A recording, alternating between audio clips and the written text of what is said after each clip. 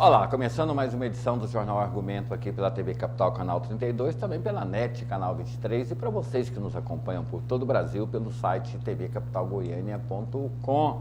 O que é bom a gente repete, né?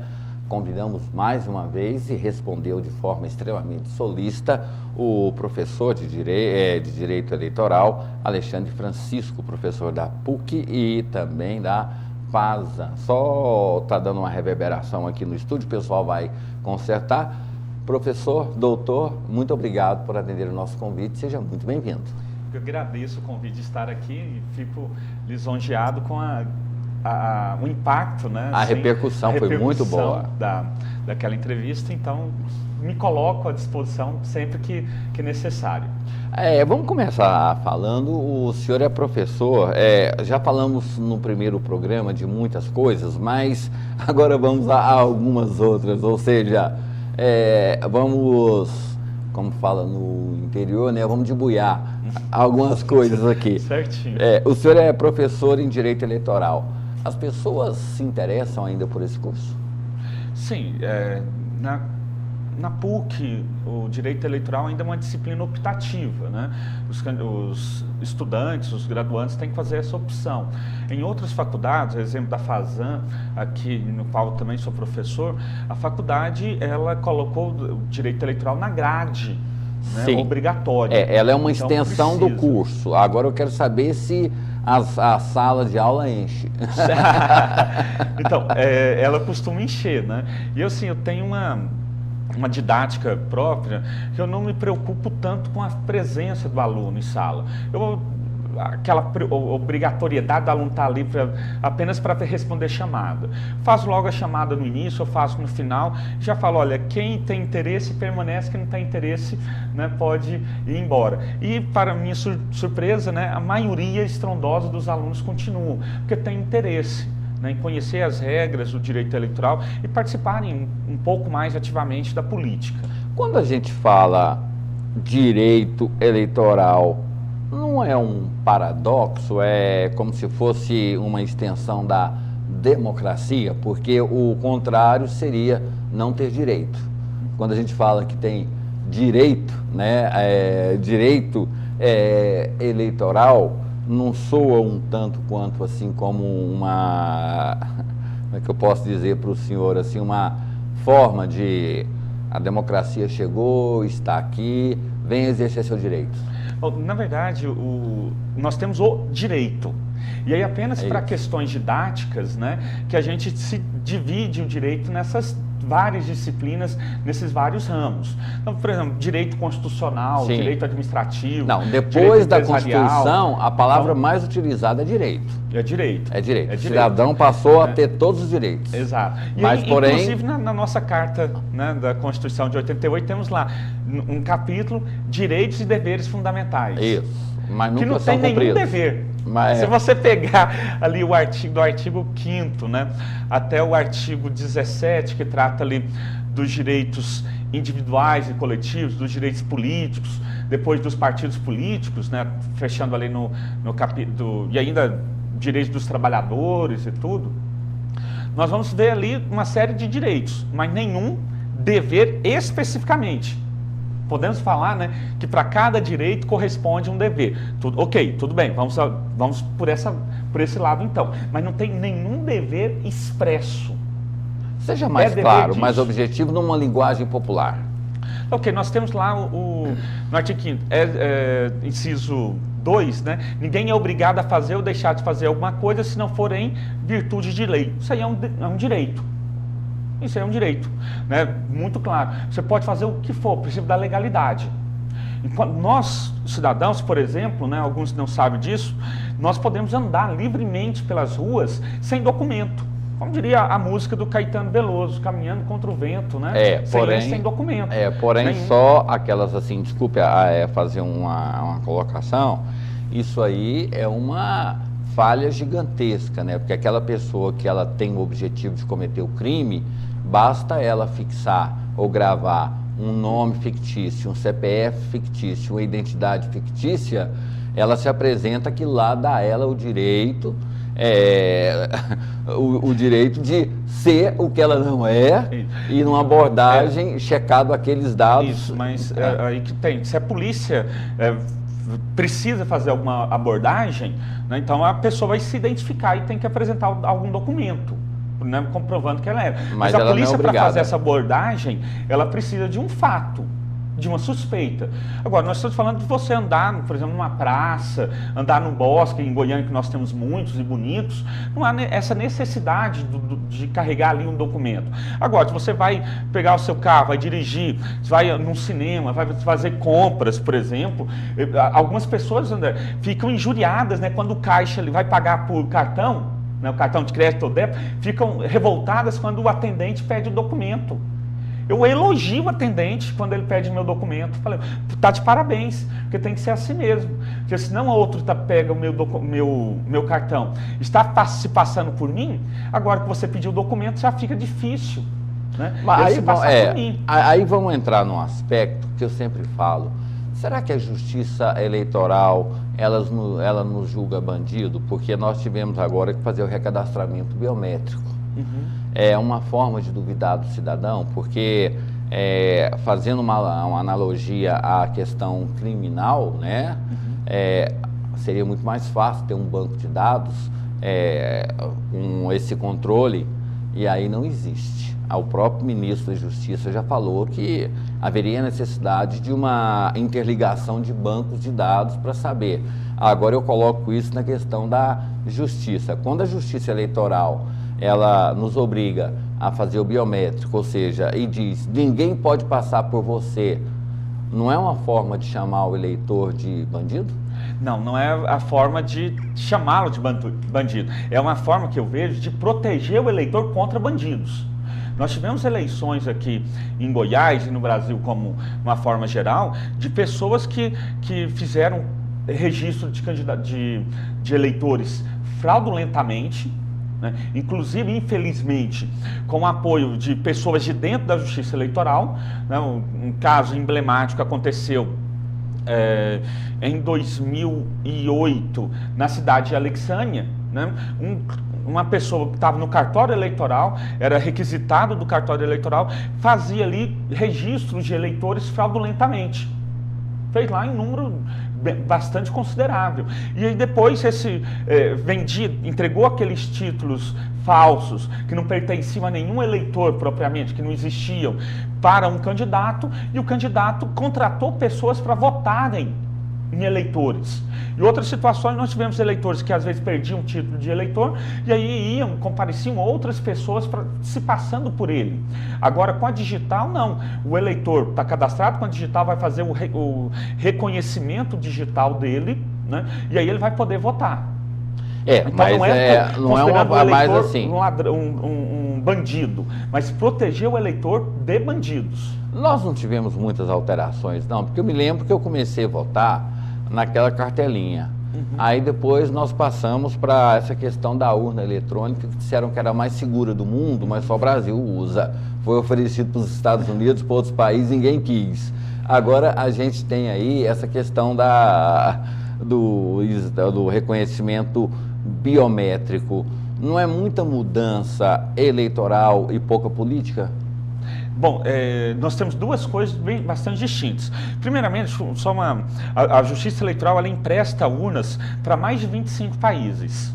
Então, temos uma gama enorme de países que se utilizam, né, da urna eletrônica feita aqui no Brasil. Agora, nos Estados Unidos, que a gente tem, lá é uma federação autônoma. Aliás, é uma federação em que cada estado da federação é autônomo. Então, cada estado, para a urna eletrônica do Brasil ser utilizada nos Estados Unidos, cada estado ali precisava, por meio dos seus agentes políticos, aceitar essa urna do Brasil. Lá nos Estados Unidos, nós temos um sistema misto. Em alguns estados, nós temos um sistema eletrônico, com urnas eletrônicas, similares a que o Brasil usa. Em outros sistemas, em outras localidades, nós temos o sistema manual, que é pela cartela mesmo de votação. No Paraguai, por exemplo, quando nós oferecemos, na verdade, a urna eletrônica e eles aceitaram, nós tivemos ali um problema muito grande. Por quê? Primeiro que lá, nossa urna, ela é numérica. A votação deles era na época, né, por cores.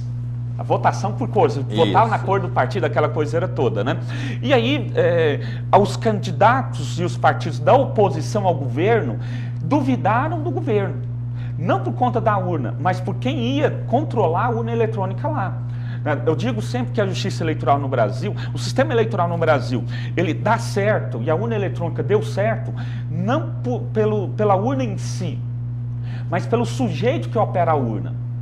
Se a urna eletrônica tivesse sobre a guarda, né, do Congresso Nacional, como era até 1930, né, o sistema eleitoral todo era do Congresso Nacional, eu tenho certeza que o sistema eleitoral nosso não teria essa aceitação tão grande como nós temos hoje. Mas nós vendemos um sistema extremamente seguro, tanto é que o TSE convidou alguns hackers para tentar violar o sistema eleitoral, mas impôs até um determinado momento, ou seja, vocês podem tentar violar até aqui, daqui para frente vocês estão proibidos de entrar, ou seja, é confiável? Não, o que os hackers poderiam fazer é tentar quebrar o sigilo do voto no primeiro momento e também inserir dados na urna eletrônica. Né? Então, tivemos ali vários testes, todo em ambiente controlado. O que é esse ambiente controlado? Num local preparado pela Justiça Eleitoral, filmado 24 horas por dia. Então, todas as ações dos hackers eram filmadas, até mesmo para a Justiça Eleitoral ter a possibilidade de ver o que estava sendo feito e examinar aquele conteúdo depois para tentar sanar o problema. Né? Um hacker ficou 8 horas testando e, ao final de 8 horas, o que ele conseguiu?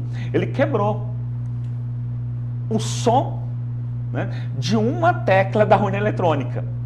Quando você aperta qualquer tecla, né, ele solta ali um sinal radiofônico. Até mesmo para aquelas pessoas que têm problemas visuais, ela tem aquela questão auditiva, né? Isso. Então tem esse sinal radiofônico. E aí esse hacker, depois de 8 horas testando, conseguiu descobrir uma tecla. O som de apenas uma tecla. Então não conseguiu ali quebrar o código da urna eletrônica. O que a Justiça Eleitoral não autoriza que os hackers conheçam? O código matriz. Por quê? Porque aí é uma forma dele, conhecendo o código matriz, quebrar uma patente. Apenas isto. Né? Que se não permite. Pessoalmente, André, eu acredito que na democracia a confiança ela é conquistada e não imposta. Eu parto desse princípio. Então, o que respeito e não temor. Exatamente, respeito e não temor. E cabe ao órgão, né, público conquistar esse respeito, conquistar essa confiança. Então, o que eu acredito? O que eu penso que seria melhor? Junto com a urna eletrônica, fosse acoplada ali uma impressora. Então, o eleitor vota. Na hora que ele vota, vai aparecer na tela mesmo um resumo do voto dele. Vamos imaginar agora, deputado estadual, deputado federal, depois senador, depois governador, depois prefeito. Aparece esse extrato de quem o eleitor votou, o eleitor olhou, é isso mesmo, a tecla confirma. É um direito do cidadão, ele tem um comprovante, porque ele digita os números, é computado, fala, você votou com sucesso, tal, mas não dá ao cidadão um extrato. Exato. Mas isso aí não dá extrato, tem um motivo. Vou chegar daqui a pouco. Então, esse extrato, ele apertaria na tecla confirma, imprimiria o voto, ele pega esse voto e deposita na urna, uma urna de lona, conferiu ali de novo, deposita na urna de lona, ou já imprime e cai na urna, automaticamente cai numa outra urna, sem o contato do eleitor. Mas ele conferindo ali, né, o extrato, bateu com quem ele quis de fato votar, beleza. Depois da votação encerrada, sortearíamos algumas urnas, fazia o sorteio de algumas urnas, e aí faríamos um batimento, isso é, conferir aquilo que estava eletronicamente com aquilo que está manualmente. O que está impresso com o que está computado ali no sistema com o papel. Exato. Ou seja... Bateu, Maravilha, o sistema funciona. Não bateu? Vamos contar todas. Eu penso que esse seria o melhor encaminhamento. Hoje, como que a Justiça Eleitoral faz para provar que a urna eletrônica não está viciada? Que a grande alegação é essa, né? A urna eletrônica está viciada, não sei o quê, tem como imprimir, que a Justiça Eleitoral pode roubar para algum candidato. Enfim, o que a Justiça Eleitoral faz? Ela sorteia na véspera do dia da eleição, com a participação do Ministério Público, da Polícia Federal e de entidades de partidos políticos, entidades políticas que participam desse processo, sorteia-se algumas urnas. Essas urnas são levadas para já estavam prontas para uso, mas elas são retiradas e substituídas para que aquela urna sorteada participe de uma votação paralela. O que é essa votação paralela? Ela vai ser feita com candidatos reais. Então, vai ser aqui em Goiás, Marconi, Antônio Gomide, o Íris, a Marta Jane, todos os candidatos, e principalmente inclusive os federais, os deputados estaduais e federais, e aí escoteiros aqui de Goiás votam, né, simuladamente ali naquela urna. Ao final, isso aqui está sendo filmado e gravado. Então, toda a votação que é feita é gravada, e ao final imprime-se o boletim de urna, e se tem ali quais os votos foram dados e qual a confirmação do voto. Porque não tem como eu escolher apenas uma urna para fraudar. Eu tenho que fraudar todo o sistema. Então, a partir do momento que eu faço esse sorteio dessas urnas e faço essa votação, né, paralela, eu tenho como verificar a confiabilidade ou não daquele sistema. E até hoje, né, todos esses anos, quase 20 anos já de urna eletrônica, né, funcionou e tem funcionado. Mas se houve algum erro, não foi mostrado.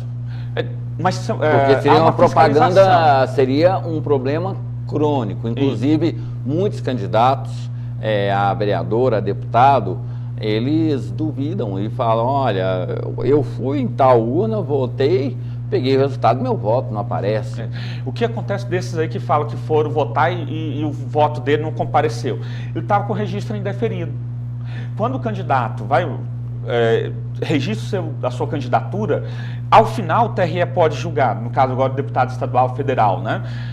E os governadores e senadores. O TRE pode deferir ou indeferir o registro de candidatura dele. E aí, se indefere o registro e ele recorre, ele concorre sub júdice. Isto é, a validade dos votos dele ainda não está tudo ok. Nós tivemos na eleição passada uma confusão danada, porque o TRE aqui em Goiás, ele não divulgou os votos daquelas pessoas que ainda estavam sob júdice, sob liminar. Ali em Catalão, por exemplo, tivemos problemas, vários candidatos aqui em Goiânia tivemos problema. Então, essa questão do candidato concorrer sob júdice, não é legal, é moral, é ilegal, é uma forma aquele voto do eleitor se perde. O que se faz assim, se indefere o registro do candidato, anula-se os votos, aí o eleitor se sente aí de uma forma direta, né, prejudicado, porque a justiça, quando você vai votar, na tela não fala que o candidato está sob júdice. Ele aparece lá normalmente. O eleitor vota. Depois caça-se os direitos políticos desse candidato. Não está lesando o eleitor? Pois é, olha só o que acontece, né? Nós temos ali que no caso das eleições anteriores, foram eleições municipais. Então, o registro é feito ali perante o juiz eleitoral. O juiz eleitoral, deferindo ou indeferindo o registro, vai caber recurso para a instância superior. E aí o candidato, se ele tiver o registro indeferido, ele estaria proibido de fazer propaganda eleitoral, campanha eleitoral. E, quer dizer, se ele fosse proibido de fazer campanha eleitoral, ele teria o direito dele violado, prejudicado. Mas imaginar que depois, 30 dias depois, ou 20 dias depois, vem o TRE, aqui de Goiás, e deferisse o registro dele. Aí ele recorre, aí ele ficou 10, 20, 30 dias sem fazer campanha eleitoral, num prazo de 90 dias só. Né? Do início da campanha eleitoral até o final, mais ou menos 90 dias. Ele teria ali 1/3 de tempo sem poder fazer campanha eleitoral. Então ele estaria prejudicado. Né? Agora, pessoalmente, olho que cada partido deve adotar ali a melhor estratégia. Né? Verificar se há ou não condições, que às vezes condições jurídicas de reverter aquela situação, que às vezes tem essa condição, e outras vezes não. Nós tivemos, por exemplo, casos, né, aqui em Goiás, o senhor vai lembrar, acho que na eleição de 2006, uma moça se candidatou, né, para deputada federal. Qual que era o problema? Ela tinha 18 anos só, e a legislação exige ali 21 anos. Isso.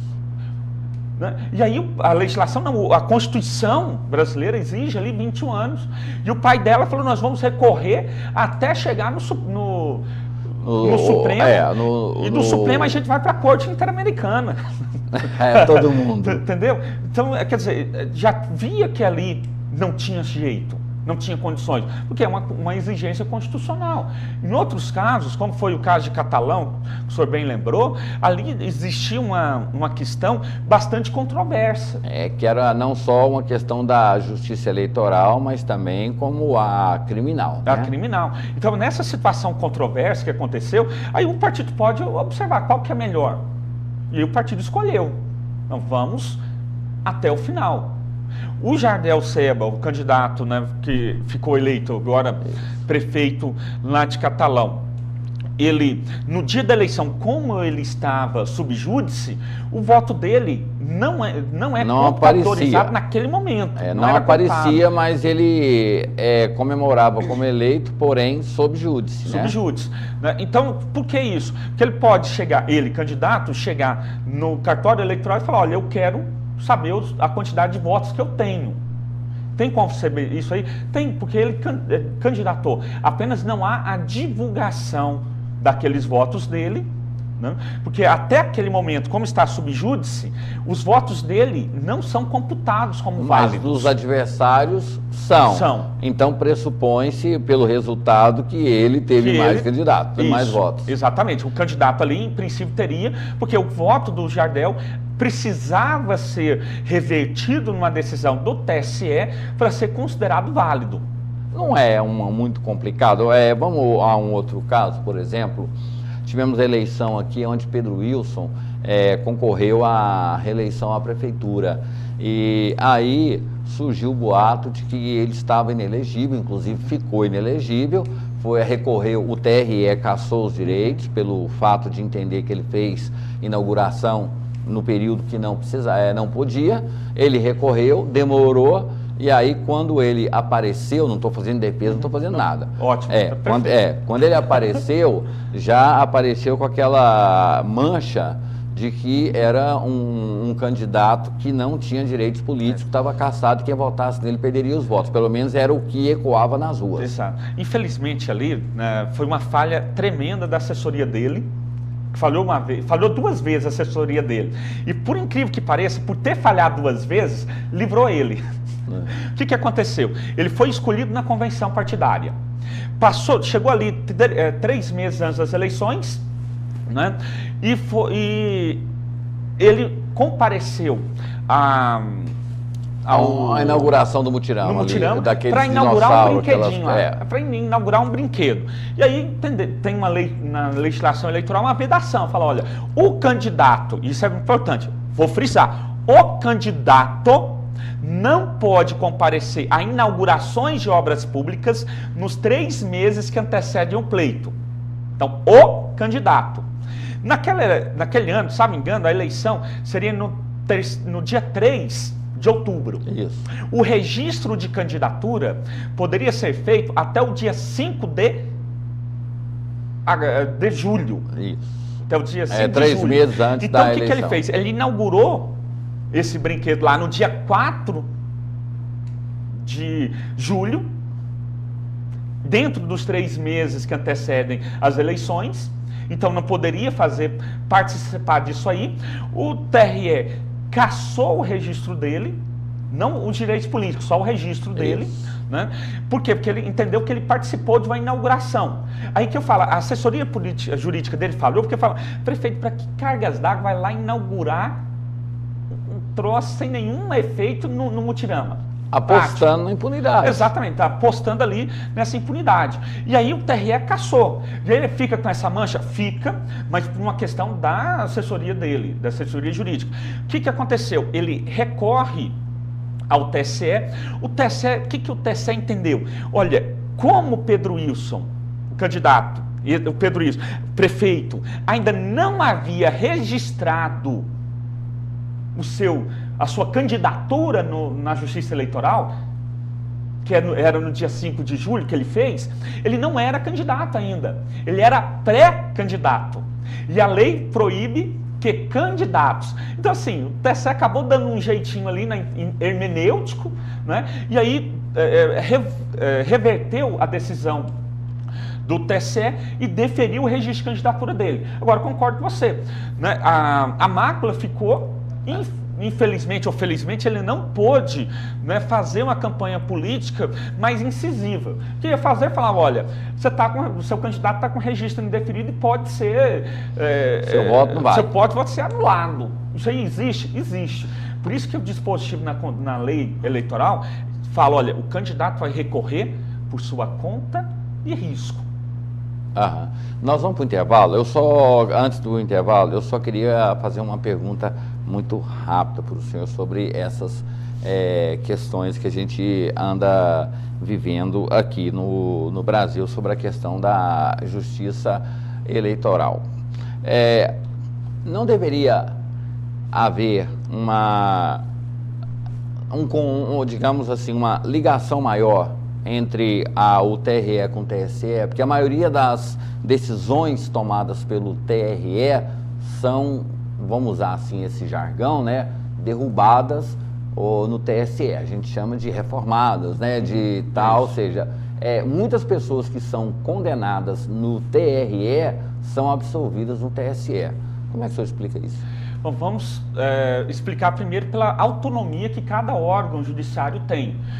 No Brasil, as decisões judiciais dos órgãos superiores, né, elas não são de aplicação obrigatória pelas instâncias inferiores, né? Assim como a decisão do TSE, um precedente do TRE, não pode ser aplicado obrigatoriamente pelo juiz eleitoral, as decisões do TSE também não. Agora, essa questão, né, infelizmente os advogados utilizam muito. A maioria das decisões do TRE de Goiás são reformadas, são derrubadas. É uma mentira. Apenas, nós temos um dado concreto... Não, eu já vi vários. 10%, não, nós temos vários casos. Agora, nós temos muitos casos que são julgados no TRE, que recorrem e não são anulados. Agora, o que se mostra, principalmente na imprensa, é aqueles casos de maior repercussão. Né? Mas temos outros de menor repercussão que não são mostrados e que as decisões são mantidas. Né? Mas também então, a pessoa recorre justamente pelo ato de recorrer simplesmente, mas elas cometem crimes que o próprio eleitor abomina. Exatamente, o próprio eleitor abomina, vai lá, recorre e o TSE mantém, em torno de 95% das decisões do TRE que são recorridas, né, para o TSE mantém. Não é porque há um corporativismo, é que entende-se ali que a aplicação do direito foi correta. Agora, nós temos os casos mais emblemáticos, né, que acontece a reforma, o TSE modifica a decisão do TRE, e aí, por ter uma abrangência maior, um interesse público maior também, né, que a imprensa divulga. Eu até falo isso, olha, o pessoal ficou, a imprensa só mostra a imprensa só mostra o que tem interesse.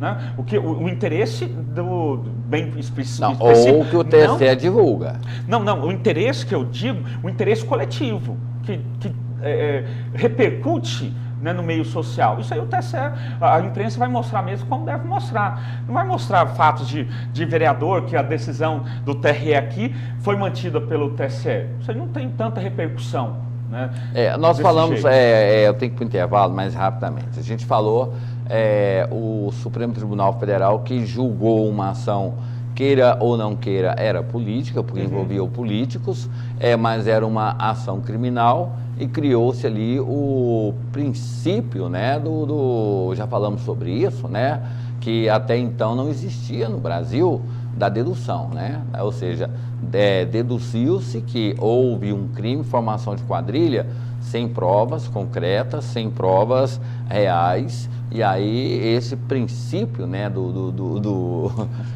tem outra expressão que usa na justiça, mas eu gosto de usar isso, né? O princípio da dedução.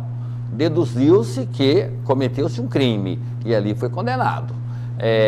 Esse julgamento, rapidamente, da ação penal 470, foi mais o quê? Política ou ela foi mais criminal? Olha, eu acredito que teve um pouquinho dos dois ali, né? Por quê? Primeiro, nós estávamos julgando um partido, integrante de um partido político que foi... Vários partidos, isso, não apenas um, mas vários partidos ali que foram pegos, né, num esquema de compra de votos ou compra de apoio de políticos. Nós temos compra de votos de eleitores, ali era compra de votos de apoio de partidos políticos para votar projetos, ou supostamente votar projetos do governo.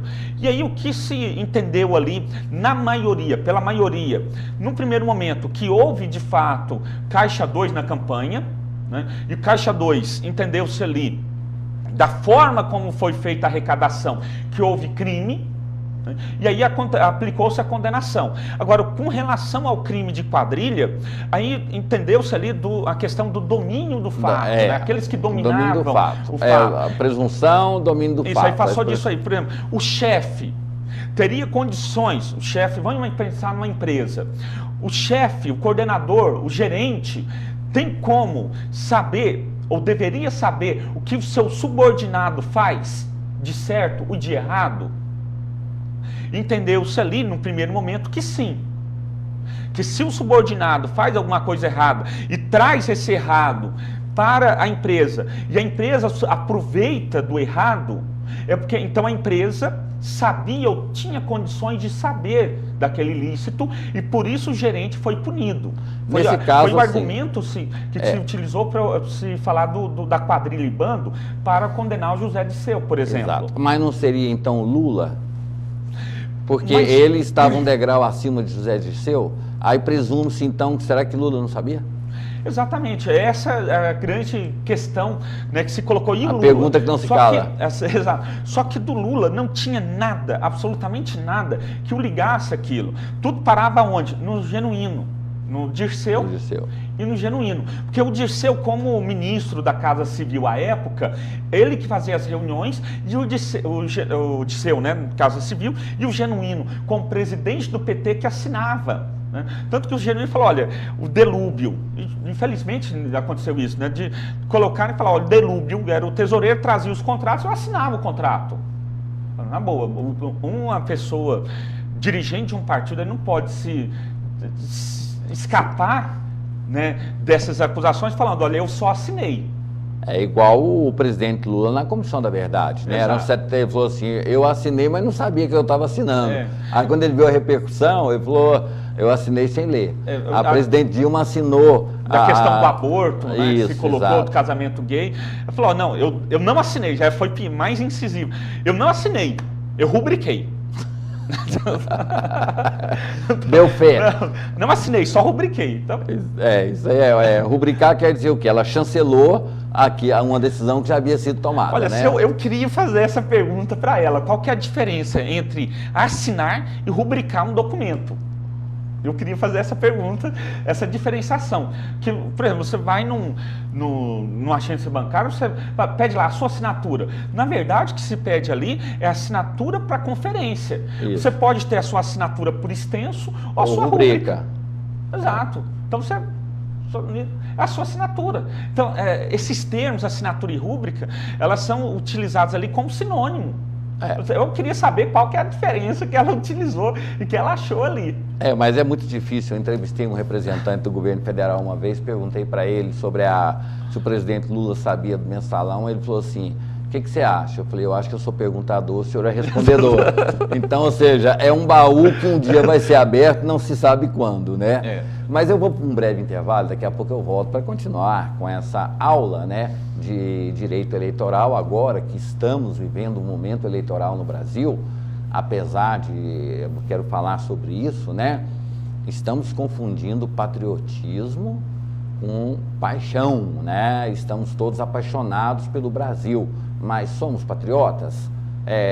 A Copa acaba, vem a eleição e o Brasil continua. É um dos assuntos que a gente aborda depois do intervalo com o doutor Alexandre Francisco de Azevedo, ele que é professor de Direito Eleitoral da PUC e também da FASAN. Um instante só.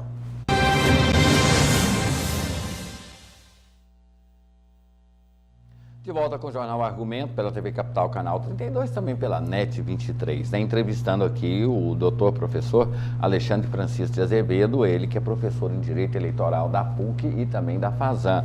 Professor, antes da gente falar sobre os assuntos do bloco passado, o que aconteceu com a ficha suja e ficha limpa? Que, num primeiro momento, dizia-se que ia banir os maus elementos da política, mas a gente vê aí que parece que está tudo bem, que assim, na visão do senhor, o deputado, ele disse, não é um projeto do Congresso, é um projeto do povo, foi no afogadilho. Qual a opinião do senhor sobre o ficha limpa, ficha suja, que ninguém fala mais sobre isso? Pois é, nessas eleições agora, é a primeira vez que se vai aplicar a lei da ficha limpa, né, ou da ficha suja, nas eleições do pleito federal, pleito presidencial, né? Esse projeto de lei, de fato, ela foi de iniciativa popular, né? Temos um movimento, né, do voto, da moralidade na política brasileira. Mas assim, não foi aplicado na eleição passada, não? 2012. Porque muitos deputados ficaram, a gente falou sobre isso no bloco passado, tiveram seus votos ali separados até que se julgasse se ele era ficha limpa ou não. Na verdade, o que se decidiu ali também, em 2010, o que se definiu ali era se essa lei era aplicável em 2010 ou não. Porque o grande problema é aquilo que o senhor falou, né, da presidente Dilma. Redação uma letra só, né? Vale ou valerá? Não definiram, então ficou uma interpretação, né? Exato. E aí o STF, por fim, né, deu a última palavra e falou, olha, a lei não vale para 2010, vale para o depois. E aí ela é uma lei que é boa, que ela tenta afastar o mal político. Agora, eu pessoalmente entendo que não precisaria dessa lei. Eu acho que o político, o corrupto, poderia se candidatar, o ladrão poderia se candidatar, Fernandinho Beiramar poderia se candidatar. Qual que é o problema? É o eleitor não ter discernimento para votar e votar bem. É o partido político não ter o caráter. Explica de novo, porque senão o senhor está fazendo apologia aqui a candidatos criminosos. Não, assim, eu não teria nenhum problema em ter um candidato ladrão, por exemplo. Porque quem elege... Já tem vários lá em Brasília, já tem vários. Não, mas assim, o STF está prendendo. Mas quem elege é o eleitor. Então, em última análise, quem está votando, quem está escolhendo o corrupto é o eleitor. Então, o que vem a lei da ficha limpa na prática? E assim, rasgado. A lei da ficha limpa veio para falar, eleitor, você não vai poder votar nesse candidato aqui, porque eu sei que você não tem inteligência suficiente para escolher o certo. Você não tem inteligência suficiente para decidir entre um eleitor, saber de um candidato que é honesto, de um candidato que é corrupto. Então, por isso, eu impeço que o corrupto se candidate para você poder votar só em honestos. Ou seja, infelizmente nós temos isso. Traduzindo, a lei eleitoral, a justiça eleitoral, ela tentou fazer o trabalho ali de banir os bandidos apostando na ignorância ou na falta de conhecimento do cidadão? Apostando não, né? Sabendo da ignorância ou da baixa... Ignorância política, né? Política. Do eleitorado, apenas isso. Mas quem fez, na verdade, não foi a Justiça Eleitoral, né? Foi esse movimento de combate à corrupção eleitoral. Inclusive tem um magistrado muito famoso, Marlon Reis, né? Que, enfim, saiu o Brasil inteiro divulgando esse projeto que a sociedade, enfim, acolheu. Pessoalmente, eu guardo algumas restrições a ele, Porque antecipou ali o trânsito em julgado que a gente tem, a gente gosta de falar, ninguém é considerado culpado senão após o trânsito em julgado. E aí vem, né, essa lei e antecipa o trânsito em julgado, ela antecipa a condenação para a segunda instância, né, do Poder Judiciário. E aí essa pessoa que tivesse essa condenação em segunda instância, ela estaria proibida de se candidatar. E aí é facilmente contornável para um candidato que tenha, uma pessoa que tenha um bom advogado. Ela consegue um efeito suspensivo, né, e pode se candidatar sem nenhum problema. Até mesmo porque quem elabora a lei já deixa uma brecha para vender depois, né? Exatamente. Vamos lembrar, né, eu sempre falo isso. Imagine se o Fernandinho Beidamar, né, fosse convidado para redigir a lei antidrogas. Né? Qual seria a punição ali do narcotraficante? Muito grande, porém com várias brechas para que ela não fosse aplicada. Isso é bonzinho, eu acredito que nem punição teria, seria medalha de honra ao mérito. Não, a punição haveria, mas com várias brechas para recorrer e a pessoa não sofrer essa punição. Exatamente, mas eu ainda acredito que ele daria uma medalha de empreendedor do ano, né? Importa o produto, coloca valor agregado e vende, agora, exporta.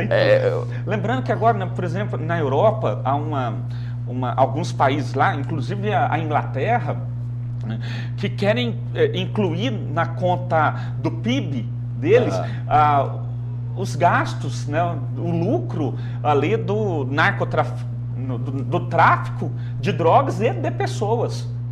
A exploração sexual também. Eu fico imaginando nisso. Como que eles vão fazer esse cálculo? É nota fiscal, né? A pessoa emite nota fiscal, ou seja, ela foi violentada ou qualquer coisa. Isso pode ser considerado riqueza. Como que isso pode ser considerado riqueza de um país? E veja, não é no Brasil isso não. País que a gente fala, primeiro mundo, país que, né, tem uma tradição política bem avançada. E a gente tem isso aí, voltando para a Copa, tem no futebol. Eu nunca vi uma nota fiscal de um jogador vendido. Eu nunca vi uma nota fiscal. E aí fazem-se 2 contratos. Um que é apresentado para a imprensa, o outro que é de gaveta. E na realidade, aí dependendo das circunstâncias, utiliza-se qual contrato for mais conveniente. Então, assim, é muito complicado, né? Não apenas dele, né? A gente tem ali, por exemplo, aquelas modelos que vão posar para a Playboy. Né? Isso. Tem um valor ali do contrato que vai divulgar e tem outro contrato. Infelizmente, isso aí para quê? Fraudar. Fraudar quem? O imposto de renda. Nós tivemos um caso interessante na Copa de 94, o senhor vai lembrar bem, né? O Brasil ganha a Copa de 94, vem com um avião cheio de... A Copa vai nos Estados Unidos. Então o avião cheio de muamba, lotado de muambas. E a hora que parou ali, a Receita Federal falou, nós vamos contar tudo. Nós vamos dar o exemplo para o país. Ligaram para Deus e o mundo naquele momento, o Dunga, Capitão Dunga e outros, Tafarel e outro, Jorginho e vários outros, né, jogadores revoltadíssimos. Somos heróis. Vão ter que pagar imposto de renda. Não, mas nós somos heróis não pagam. Exato. E aí o Zagallo, que é uma pessoa que eu admiro muito, respeito muito, deu uma entrevista e falou, olha, isso aqui é um prêmio que a gente sempre teve porque por sermos heróis na Copa. Pera lá, aí o herói tem que dar o exemplo. E o Brasil, infelizmente... E não o contrário. Agora, falando nisso, vamos entrar nessa questão agora. Nós estamos vivendo um momento no Brasil que é um momento onde torcer por um time está virando uma ação de patriotismo. O senhor, que é especialista nessa área de direito eleitoral, inclusive uma pesquisa que foi divulgada agora, resultados positivos para o presidente Dilma, apesar de estar dentro da margem de erro, mas o sucesso da seleção brasileira, ele está ressaltando o patriotismo do brasileiro. Tá certo, tá errado? Olha, quando o patriotismo ele é demonstrado numa sociedade, nós temos no mundo atual a questão da época ali da independência, que tem uma luta pela independência. Então aquele marco ali faz reacender a chama do patriotismo. Nós temos outro elemento, a questão da proclamação da República, que se passa de uma monarquia para uma república, fazer eleições, os representantes eleitos. Nesse momento é outro momento que reacende, ou que acende, né, a chama de um patriotismo. No Brasil, infelizmente, esses dois momentos históricos que nós tivemos, a população não participou. Virou feriado. Virou feriado e a participação não participou. A independência foi briga de família. Tá ali. Pedrinho. Isso. Né? Papai, eu não quero ir para Portugal, não. Quero ficar no Brasil. E outra coisa, e chega de pegar nosso dinheiro. Eu preciso gastar um pouco aqui também. Exato. Todo mundo fez, não, então fez a independência ou morte. Coisíssima nenhuma. O Brasil assumiu uma dívida de indenização para Portugal. Isso. O Brasil indenizou Portugal por conta dessa independência e não brigou por quê? Porque era papai e filhinho. Então não teve briga. Na proclamação da República, né, décadas depois, 7 décadas depois, foi 22, 88, não, 6 décadas, né, depois ali, nós tivemos uma proclamação que foi bater em cachorro morto, em leão morto. Né, porque a República, a monarquia já estava ali em frangalhos, por conta de quê? Da abolição dos escravos. Ao abolir os escravos, a monarquia perdeu muito, né, de seus apoiadores. Os senhores de escravos passaram a não mais apoiar a monarquia. Para que serve a monarquia se agora está todo mundo igual? E aí perdeu. Então, quando o Marechal Deodoro da Fonseca vai proclamar a independência, e ele que estava de cama, doente, né, vão lá, chamam ele para fazer ali, ele sobe em cima do cavalo, desculpa, o errado aqui, pleonasmo, mas ele sobe ali no cavalo, proclama a independência, já sai carregado ali de maca, né, volta, então, e o povo assiste tudo sem nenhuma participação. Não, e outras coisas. Isso, infelizmente, né, que leva nosso patriotismo a não ser tão forte assim. E outro aspecto também sobre a questão da abolição dos escravos é que, com o advindo da ferrovia, os europeus, os donos eram obrigados a emprestar os escravos, e ali os escravos eram submetidos a todo tipo de trabalho escravo, né? Desculpe a redundância também, e aí voltavam doentes para as fazendas. Aí os donos falavam, eu não quero doente. Então, assim, foi uma abolição aonde as pessoas que tinham escravos não queriam mais ficar emprestando escravos para os europeus para construir ferrovia. Então, não foi uma abolição, né? Foi dizer o seguinte, ó, não queremos mais, então tire esse povo da minha casa. Exatamente. Então, essas circunstâncias todas que nós tivemos, que não teve aquela efetiva participação popular. Você pega histórias de outros países que a independência foi resolvida no sangue, à base do sangue, de luta. No nosso aqui, o caso que nós tivemos de maior participação popular foi contra a ditadura militar. E mesmo assim, não foi um envolvimento de toda a sociedade. Não. No final, aí sim, nós tivemos a campanha da Direta Já, que nós tivemos uma grande participação popular. No ano passado, nós tivemos também uma grande participação popular, que infelizmente foi enfraquecida pelo quê? Pela entrada de grupos criminosos, né? Grupos que aproveitaram ali aquele ambiente e começaram a apedrejar, quebrar casas, patrimônios, botar fogo. E aí a população de bem, a pessoa de bem, o cidadão que estava participando, de repente falou, olha, eu não quero participar de uma coisa dessa. Eu não quero ir para uma passeata, né? Ou se vendeu a indústria do medo, porque nós tivemos várias passeatas organizadas. O final se transformava em vandalismo. Mas como o que se vende é violência, vamos esquecer a passeata patriota e vamos mostrar a violência. Infelizmente eu olho e de fato, né, teve alguns ingredientes daquilo. O que vende? Eu mostrar como aconteceu aqui em Goiânia, né, que a Polícia Militar distribuiu flores, né, para eu vou dar passar um dado para o senhor. A Polícia Militar, de forma muito inteligente, ela criou um grupo de quase 5 mil policiais à paisana e colocou ali entre aquelas pessoas que estavam se manifestando. Então, ou seja, o poder, ele se infiltrou ali dentro, porque qualquer acontecimento, inclusive aquela pessoa subindo ali na estátua do Bandeirante, quem puxa aquela pessoa é um policial, a paisano. Certo. Então, por isso que deram flores. Deram flores.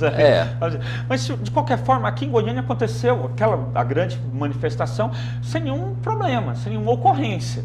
Em outros estados aconteceu também. Só que nós tivemos uma questão mais violenta, principalmente no Rio e São Paulo.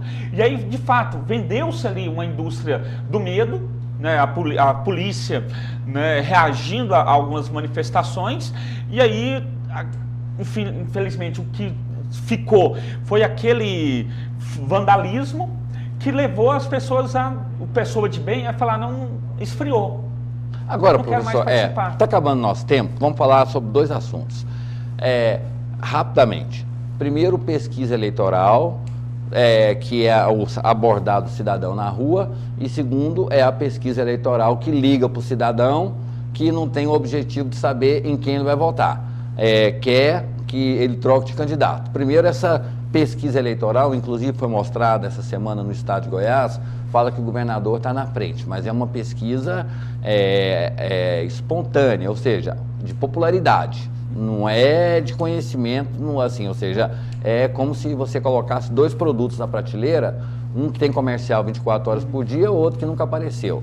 Então, penso eu, se estiver errado, me corrija. Mas fala um pouco sobre essa pesquisa, que é a abordagem do eleitor na rua, é aquela pesquisa que é feita por telefone, que tem o objetivo não de saber quem é o candidato. Bom, a pesquisa eleitoral, as pesquisas como um todo, elas se dividem em pesquisas quantitativas e pesquisas qualitativas. Essa quantitativa, como o senhor colocou, de fato, ela é um teste de popularidade. O candidato mais conhecido da população tende a ter maior votos. Não quer dizer que o eleitor concorde com o que aquele político faz ou fez ou que fará, com as propostas políticas dele, né? Os projetos políticos dele. Então essa política, essa pesquisa a gente pode mal comparar, dizer ali que é uma fotografia de um momento. Inclusive há algum tempo atrás, o Lula, com a sua altíssima popularidade, aparecia liderando candidato para vereador, candidato para deputado estadual, deputado federal, governador, prefeito, senador. Exato. Isso aí mostra que o eleitor no Brasil, né, ele ainda vota muito ligado na pessoa e não tanto no partido, que é outro dado também interessante. A gente tem que conversar num próximo programa sobre isso. Exato. Ele não vê ali um partido, e isso é importante saber. O partido dele, que o partido vincula também, né? E aí a outra pesquisa, essa qualitativa, né, é que ela dá uma abrangência melhor de seguinte, de perguntar o porquê o eleitor vota naquele candidato. E por que não vota? E por que não vota? E aí as perguntas podem ser assombrosas. É por isso que, e aí até a quantitativa... E as respostas também. Perguntas e respostas assombrosas ali, do que pode sair. O resultado disso aí é assombroso. É porque nós podemos ter, de repente, um eleitor que não vota numa pessoa por questões de cor, de credo, de corrupção, vários, né, vieses que podem surgir disso aí. E aí nós temos, infelizmente, uma espécie de campanha eleitoral, de propaganda eleitoral, que é a seguinte: uma pessoa, telemarketing, né, liga para um eleitor se passando por um instituto de pesquisa. Fala, olha, fulano, você vai votar em quem? E por quê? O eleitor, não, vou votar em fulano. Ah, por que você vota em fulano? Não, por causa disso. Ah, mas você conhece, né, a proposta do outro? Ah, não, o que ele tem? Aí ele começa a falar, não, que o outro propõe isso. Mas você sabia que a proposta do seu candidato, né, dessa pessoa que você falou que vai votar, também inclui isso. Você é a favor do aborto, por exemplo? Só um exemplo. Exato. Você é a favor do aborto? Não, sou contra. Você sabia que na proposta do seu político ele tem a questão do aborto, tem o casamento gay? Então, o que é nisso? Isso aí é uma forma corrupta, eu diria, né, até, de se fazer campanha eleitoral. Por que corrupta? Porque em parte do engano, né, do ardil. descobre ali o eleitor, em quem o eleitor vai votar, descobre ali em por que o eleitor vai votar naquele jeito, né, naquele candidato, e aí passa a utilizar aquela informação do eleitor para convencer o eleitor a não votar naquela pessoa e votar em outro. Ou no horário da televisão é abordar as fragilidades ou atacando as virtudes. As virtudes, exatamente.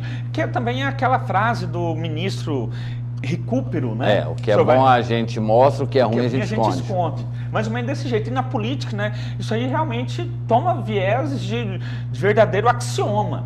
É uma verdade, né? A pessoa... Alguma coisa boa, eu até postei hoje no meu Face, né?